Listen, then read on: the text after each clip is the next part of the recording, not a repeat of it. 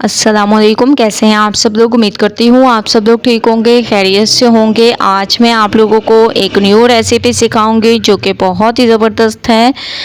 भिंडी में दही डालें और कमाल की ये रेसिपी आप लोगों की तैयार हो जाएगी। तो सबसे पहले मैंने कढ़ाई में ऑयल दे दिया, इसमें मैंने प्याज डाल दी। प्याज को आप लोगों ने थोड़ा सा सॉफ्ट कर देना है। उसके बाद चलते हैं नेक्स्ट स्टेप की तरफ। स्टेप बाय स्टेप रेसिपी देखते जाएं। इंशाल्लाह इस रेसिपी से आप लोगों को ज़रूर फ़ायदा होगा। तो माशाल्लाह से जैसे ही प्याज हमारे सॉफ्ट होने लग जाएं तो आप लोगों ने इसमें भिंडियों को ऐड कर देना है, जिसकी कटिंग आप लोग देख रहे होंगे कि किस तरीके से मैंने इसकी कटिंग की है। अगर आप लोग इसकी बारीक कटिंग करेंगे तो ये आप लोगों की भिंडियाँ नहीं बल्कि इसका हलवा सा तैयार हो जाएगा। इस वजह से कटिंग पर ध्यान दिया करें, ठीक है।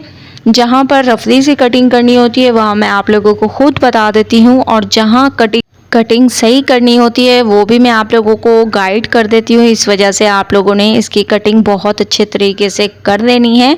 जैसे ही आप लोग देखें कि इसका लेस ख़त्म हो चुका है तो इसमें लाल मिर्चों का पाउडर, हस्बे जायका नमक, हल्दी पाउडर, धनिया पाउडर, ये 4 पाउडर मसाले ऐड करते हैं। इसके अलावा कोई और मसाला आप लोगों को ऐड करने की ज़रूरत ही नहीं पड़ेगी। माशाल्लाह इतना इसमें टेस्ट आएगा अगर आप लोग इस तरीके से इनको तैयार करेंगे। इसके बाद आप लोगों ने इसमें टमाटर ऐड कर देने हैं और थोड़े से आप लोगों ने प्याज ऐड कर देने हैं। इनको ऐड करने के बाद इसको बहुत अच्छे तरीके से मिक्स करें। टमाटर बाद में इस वजह से ऐड किए हैं ताकि ये टमाटर जैसे ही गलें भिंडियों को भी गला देंगे और अपने ही पानी में तमाम चीज़ें पक जाएंगी, ठीक है।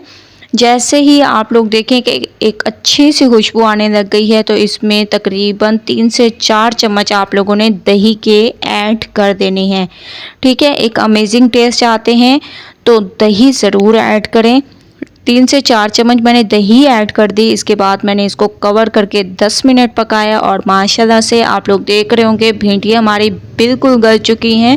एक अमेजिंग खुशबूदार रेसिपी हमारी ये तैयार हुई है। एक लेमन ले लें और इसका आप लोगों ने जूस निकाल लेना है और अच्छे तरीके से इसको निचोड़ कर इसमें ऐड कर दें, ठीक है।